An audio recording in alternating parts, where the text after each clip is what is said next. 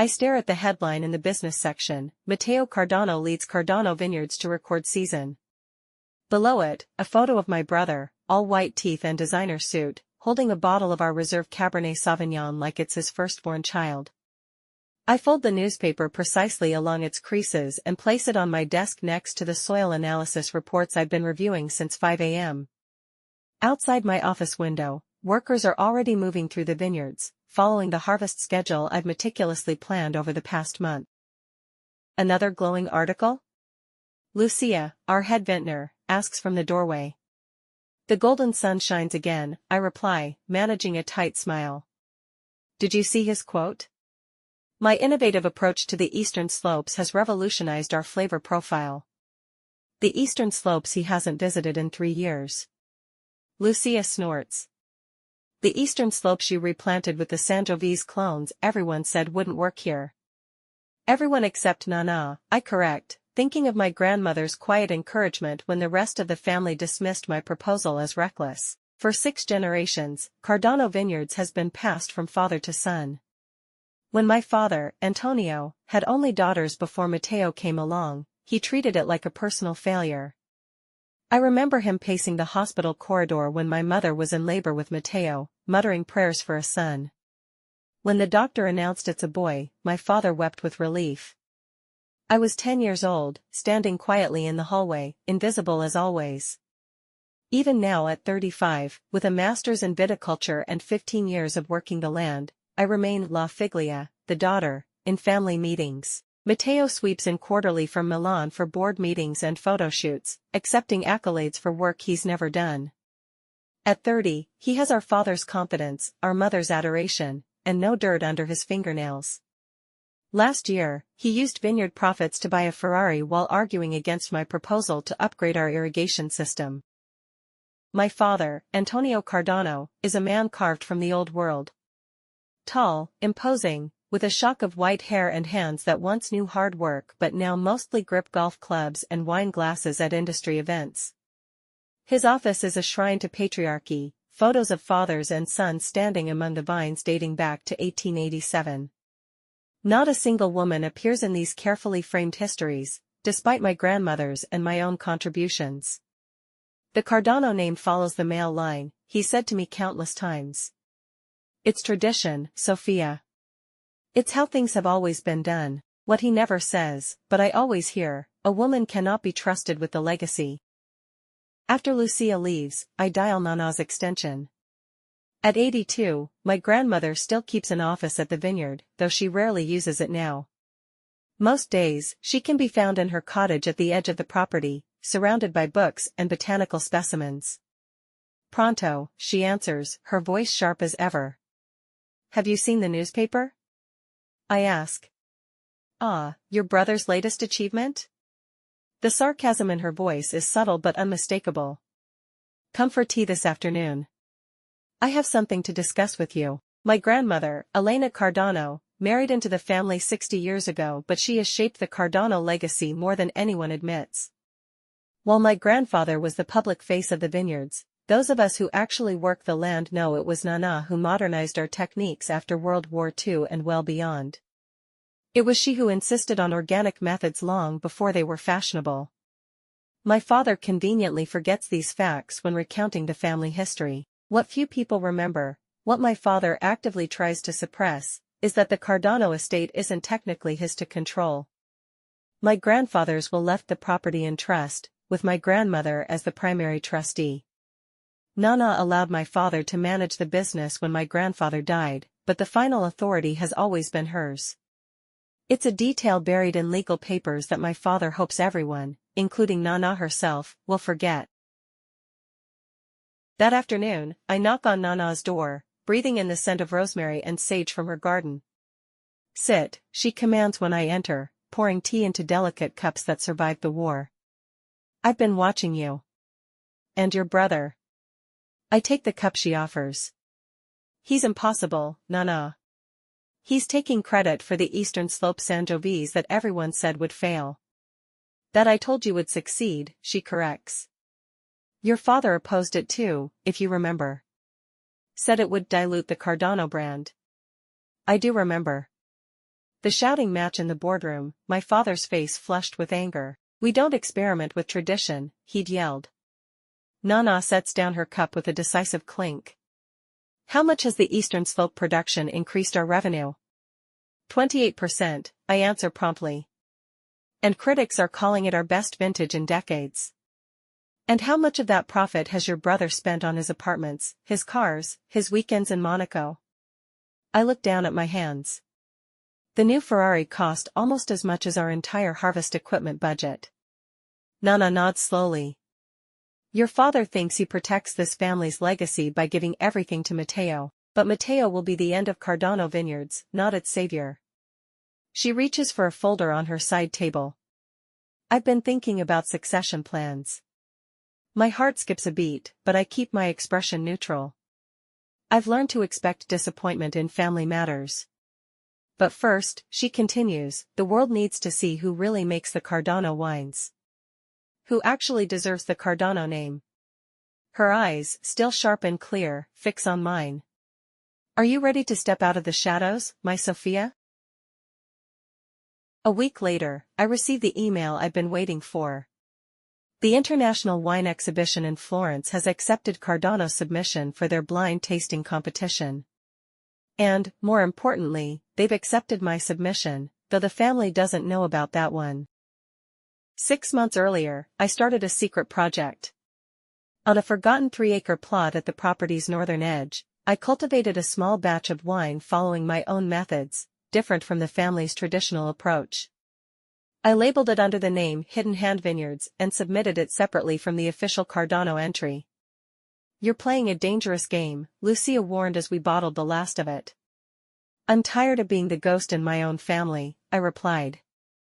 "I want them to judge the wine without the Cardano name, and without knowing it's from me."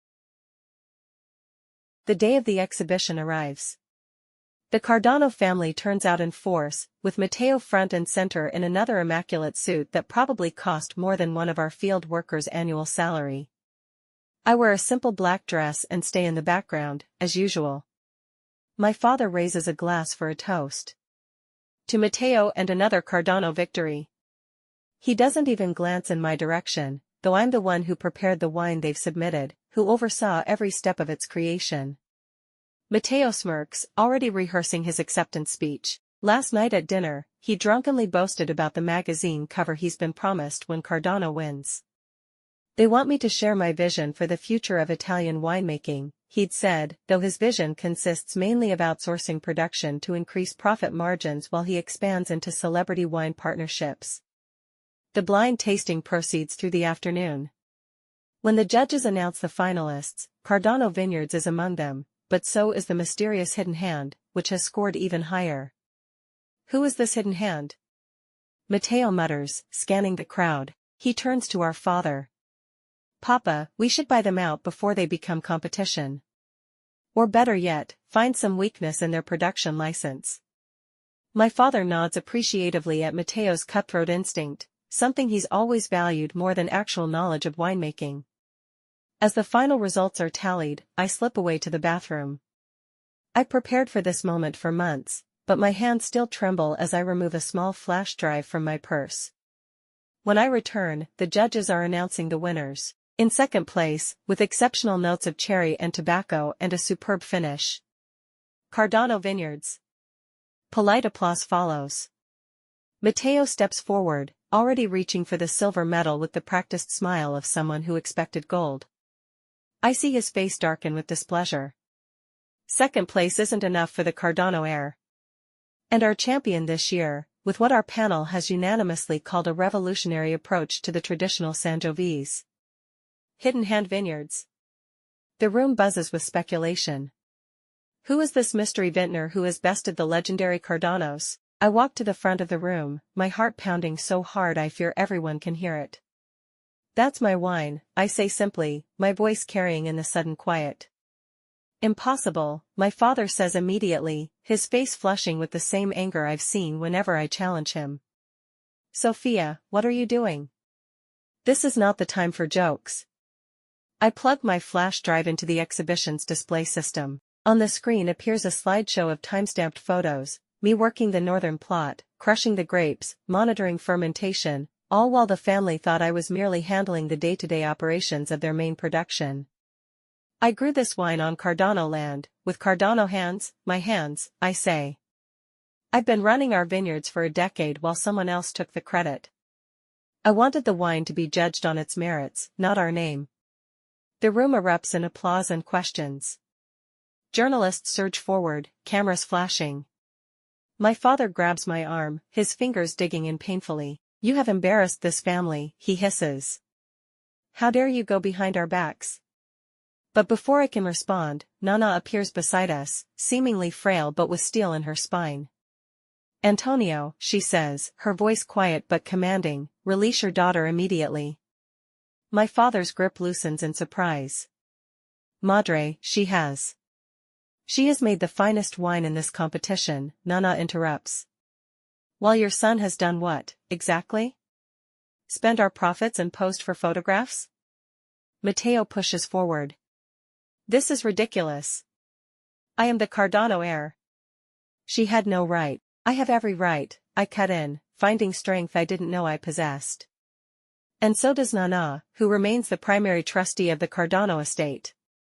The look on my father's face is one I'll savor forever, the slow dawning of realization that he's miscalculated for years. Nana reaches into her purse and withdraws an envelope. I filed these papers this morning. Sofia will be taking over as CEO of Cardano Vineyards, effective immediately. She hands the envelope to my father. You may stay on as a consultant, Antonio, if you wish to learn from your daughter how to make wine worthy of our name. 3 months later, I stand in my office with all new signage. Cardano Vineyards, established 1887, Sofia Cardano, proprietor as a crew from wine enthusiast photographs me among the eastern slope vines. Their feature article will focus on my innovative techniques and my journey from shadow to spotlight. Matteo tried to contest Nana's decision but discovered that legally, he had no ground to stand on. He stormed off to Milan, threatening lawsuits that never materialized once our lawyers showed him the original trust documents. Last I heard, he was trying to launch his own wine brand using purchased grapes and outsourced production. His first release received mediocre reviews. My father took longer to come around, his pride wounded not just by my deception but by his own blindness to the talent right in front of him. He still works at the vineyard, but now he reports to me. Each time he brings me a proposal or a report, I see the struggle in his eyes, the old prejudices battling with the new reality. Some days are better than others. Nana has taken to joining me for sunrise walks through the vineyards. This morning, she linked her arm through mine as we inspected the new plantings. Your grandfather would be proud, she said, which from her is the highest praise imaginable. I'm still not sure how you kept the trust control all these years without Papa trying to take it, I admitted. She smiled, a flash of the shrewd businesswoman beneath the grandmother exterior. Men often don't read what they sign, particularly when they believe they already know what it says. She patted my hand. A lesson worth remembering, my Sofia. The reporter approaches, notepad ready. Ms. Cardano, can you tell me about your vision for the future of Italian winemaking? I smile, feeling the sun on my face and the soil beneath my feet, soil that now, finally, recognizes me as its rightful steward. It begins with respecting the past, I tell him, while having the courage to forge your own path. Sometimes, the most traditional thing you can do is to break with tradition. Behind me, the vines stretch toward the sun, heavy with the promise of the next vintage. My vintage. The same land, the same name, but now, at last, my story to write.